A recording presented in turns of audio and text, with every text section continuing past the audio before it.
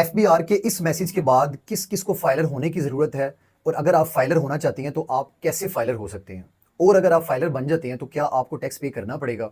ये वो तीन सवाल हैं जो आप सब मुझसे पूछ रहे हैं। अगर आप कोई हाउस वाइफ हैं या आपकी सैलरी बहुत कम है, 50,000 से कम सैलरी है, या आप स्टूडेंट हैं या फिर आप रिटायर्ड पर्सन हैं और आपको एफबीआर का ये मैसेज आता है, तो आपको फाइलर होने की ज़रूरत नहीं है।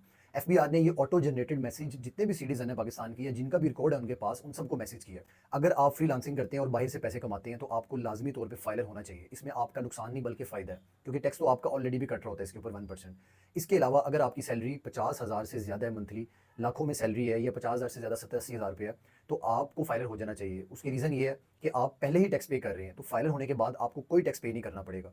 हाँ, अगर आप नॉन फाइलर होने की वजह से डबल टैक्स अपना कटवा रहे हैं तो आपका टैक्स आधा हो जाएगा। इसके अलावा अगर आप कोई कारोबार करते हैं, कोई बिज़नेस करते हैं, तो फाइलर होने का आपको बहुत ज़्यादा फ़ायदा है। आप अपना अकाउंट ओपन करवा सकते हैं, आप अपने अकाउंट में एक्स्ट्रा जो आपके टैक्सेस कट रहे होते हैं वो कम करवा सकते हैं। अब अगर आप फाइलर होना चाहते हो तो इसका तरीकाकार क्या है? आप लोग खुद भी अपने आप को फाइलर कर सकते हो। एफबीआर का एक पोर्टल है जिसे हम आइरिस पोर्टल बोलते हैं। वहाँ जाके आप अपनी रजिस्ट्रेशन करोगे, उसके बाद आप एफबीआर को डिटेल्स प्रोवाइड करते हो कि मेरी सैलरी कितनी थी साल में, मैंने कितने एक्सपेंसेस किए, मेरे नाम पे कोई बाइक थी, कोई गाड़ी थी, कोई प्रॉपर्टी थी, या आपने कंप्लीट डिटेल्स प्रोवाइड करनी होती है। ये प्रोवाइड करने के बाद जब आप डिटेल्स को सबमिट कर देते हो तो आपका स्टेटस एक्टिव हो जाता है, लेकिन ये एक्यूरेट डिटेल्स होनी चाहिए एज पर द लॉ, ताकि आपको बाद में कोई मसला ना पड़े।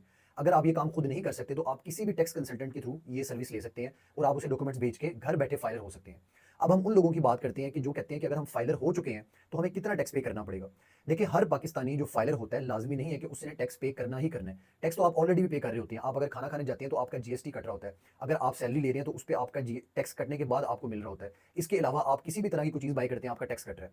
फाइलर होने का मतलब ये होता है कि अगर आप कोई ज़्यादा टैक्स कटवा रहे हैं जो आपको गवर्नमेंट पेनल्टी लगा रही है नॉन फाइलर होने की वजह से, कोई आपने लोन लिया है, कोई प्रॉपर्टी लिया है, तो आपका टैक्स कम हो जाता है। तो इस वजह से आप फाइलर होते हैं। हज़ारों ऐसे लोग हैं जो कि हर साल फाइलर होते हैं लेकिन टैक्स पे नहीं करते, क्योंकि हर साल उनकी सैलरी में से टैक्स कट रहा था। अब वही टैक्स वो टोटल करके यहाँ पे क्लेम कर देते हैं और ज़ीरो टैक्स के साथ अपनी रिटर्न जमा करवा देते हैं। तो लाज़मी नहीं है कि हर फाइलर इंसान टैक्स पे करेगा। बहुत से लोग एफबीआर से रिफंड ले रहे होते हैं कि हमने ज़्यादा टैक्स पे करवा दिया था, हमें ये वापस करो। लेकिन ये सिर्फ फाइलर शख्स ही ले सकता है।